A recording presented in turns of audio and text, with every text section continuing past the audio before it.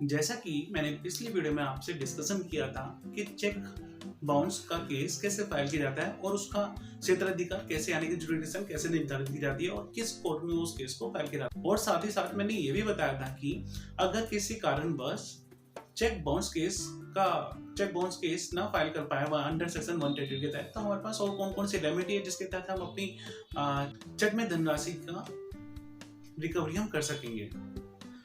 Hello everyone, my name is Amit Verma and now you are watching my YouTube channel Access to Justice। और आज की video में मैं आपको बताऊंगा कि अगर किसी कारणवश 138 नेगोशिएबल इंस्ट्रूमेंट के तहत अगर हम चेक का केस 138 का केस फाइल में डिले हो जाता है या भूल जाते हैं या स्किप कर जाता है, तो हमारे पास ये ना सोचे कि हमारे पास अब वो कोई और तरीका नहीं रहा कि हम उस व्यक्ति से हम उस अमाउंट की रिकवरी ना कर सके। हमारे पास एक दूसरा प्रोसेस भी है अंडर द सिविल रिकवरी के तहत हम उस व्यक्ति से हम अपनी चेक की धनराशि का हम प्राप्त कर सकते हैं। और एक चीज और मैं बताना चाहूंगा कि वहां पे तो 130 जो हमने केस फाइल किया था वो हमने सिर्फ नेगोशिएबल इंस्ट्रूमेंट एक्ट के तहत फाइल किया था। और अगर हमें उसके साथ साथ हम चाहते हैं कि उस जिस व्यक्ति ने चेक दिया था उसे किसी तरीके से डैमेजेस या प्राप्त करने हैं या उस पर इंटरेस्ट लेना है, तो हमारे पास सभी यही जो मैं आपको बताने जा रहा हूँ इस वीडियो में यही प्रोसेस है। उससे इंटरेस्ट लेने का तरीका भी इसी के तहत हम इंटरेस्ट भी ले सकते हैं और किसी तरीके से हर्जाना कंपनसेशन भी ले सकते हैं।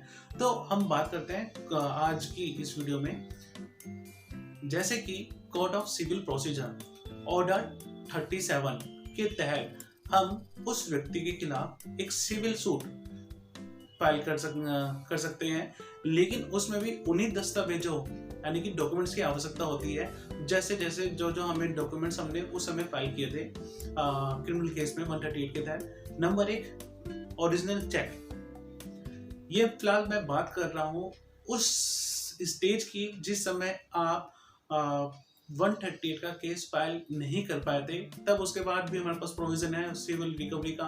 तो ओरिजिनल चेक चाहिए हमें, ओरिजिनल चेक के साथ साथ मीमो भी चाहिए, मीमो के साथ साथ लीगल नोटिस अगर भेजा है तो लीगल नोटिस की कॉपी चाहिए और स्पीड पोस्टल रिसीट भी चाहिए।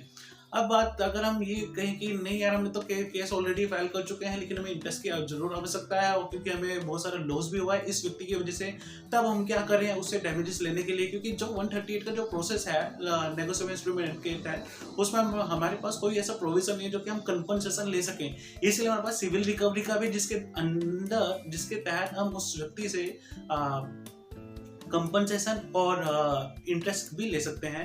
अब उस स्थिति में हम क्या करेंगे, तो उस स्थिति में हमें इन्हीं दस्तावेजों की आवश्यकता होगी, लेकिन यहाँ पे ओरिजिनल डॉक्यूमेंट्स ना लगकर अगर आपने 130 का केस ऑलरेडी फाइल किया हुआ है तो सबसे पहले आप वहां पे सर्टिफाइड कॉपी आप प्राप्त करेंगे कोर्ट से। नंबर 1, कौन कौन से डॉक्यूमेंट की हमें आवश्यकता तब भी होगी। Number 1, certified copy of the cheque, certified copy of the memo और certified copy of legal notice, certified copy of postal receipt along with tracking report। These are the documents which is required at the time of filing civil recovery।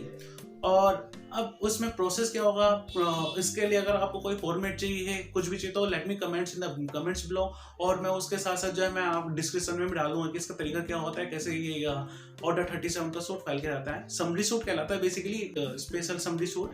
अब ये जो case है कैसे इसका भी क्षेत्राधिकार यानी कि जुरिडिक्शन कैसे निर्धारित की जाएगी। अब इसमें जब बात आती है, सपोज हमारे 1 लाख का चेक था, 1 लाख चेक का जो बाउंस हुआ, मेरा जो मेरी पार्टी थी यानी कि अपोज जिस व्यक्ति ने चेक दिया था वो जो चेक दिया था मेरे को दिया था गाजियाबाद से, और मैंने चेक का प्रेजेंट किया दिल्ली में या गाजियाबाद में किया सपोज, लेकिन मेरी होम ब्रांच कहाँ की है, मेरी है दिल्ली की। तो दिल्ली के होने के बावजूद जो होली और पार्टली कॉज ऑफ एक्शन है वो मेरा दिल्ली के अंदर होता है अंडर सेक्शन 620C के तहत civil code of civil procedure section 20 में होली और पाटली का एक प्रोविजन है, उसमें आप देख सकते हैं। तो जब होली और पाटली का जो क्वेश्चन यहाँ पे भी हुआ है तो उसी आधार पर मैं जुरिडिक्शन निर्धारित करके मैं केस फाइल कर सकता हूँ। अब बात यह आती है कि जो जुरिडिक्शन बनाने के बाद वो जो अमाउंट की हम बात कर रहे हैं रिकवरी के लिए, हम कैसे फाइल करेंगे, तो मैंने आपको डॉक्यूमेंट बताया दिए कि these are the document which is required at the time of filing of civil recovery suit. अब जब कैलकुलेशन करेंगे, सपोज 1 लाख का चेक था, 1 लाख के चेक के ऊपर हमारा इंटरेस्ट बैठता है 20,000 रुपए, तो 1,20,000 रुपए हो चुका है। तो 1,20,000 के ऊपर हम कोर्ट फीस डिटरमाइन करेंगे एज पर दी कोर्ट फीस एक्ट के तहत। दिल्ली में कुछ और कोर्ट फीस लगती है, यूपी के कुछ अलग एक शेड्यूल है, शेड्यूल के अकॉर्डिंगली वो आप शेड्यूल देख सकते हैं कि जिस भी आप स्टेट में है कि वहाँ पे शेड्यूल के अकॉर्डिंगली कितनी फीस डिटरमाइन होती है, वो आपको कोर्ट फीस लगानी ही पड़ेगी आपको अपने सिविल सूट के अंदर। जैसे कि 1,20,000 का अगर मैं दिल्ली का 1,20,000 का था, अप्रोक्सीमेटली 3,500 यानी कि 3,500 के अप्रोक्सीमेटली इसमें कोर्ट फीस लगेगी। तो फिर कोर्ट फीस लगाने के बाद अब होगा क्या कि हमने ये केस फाइल कर दिया और स्पेशल समरी सूट बना के, और फर्स्ट डे ही कोर्ट देखता है कि हाँ इसमें क्या क्या चीज़ है, क्या क्या चीज़ नहीं है, और वो जो है फिर बाद में समन इशू कर देता है टू दी डिफेंडेंट पर्सन।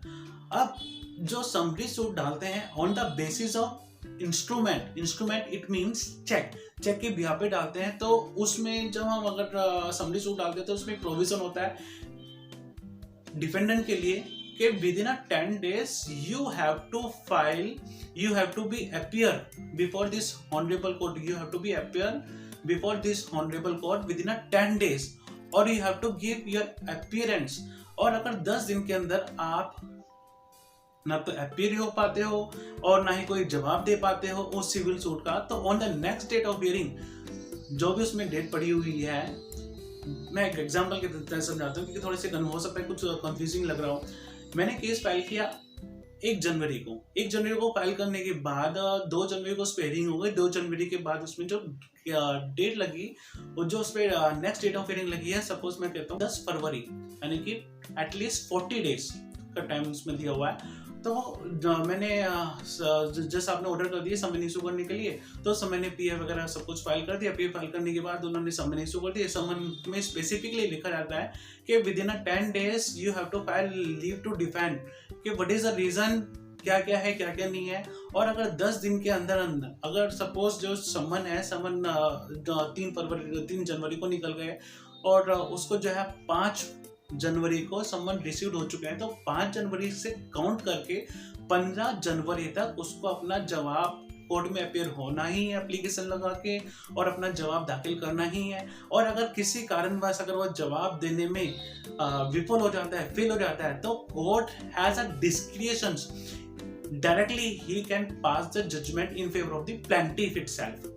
तो इस चीज को बड़ा ही ध्यान से देखना पड़ता है कि जब भी अगर आप डिफेंडेंट की तरफ से, तो आपको कैसे within 10 days you have to file the appearance और रिप्लाई एज वेल।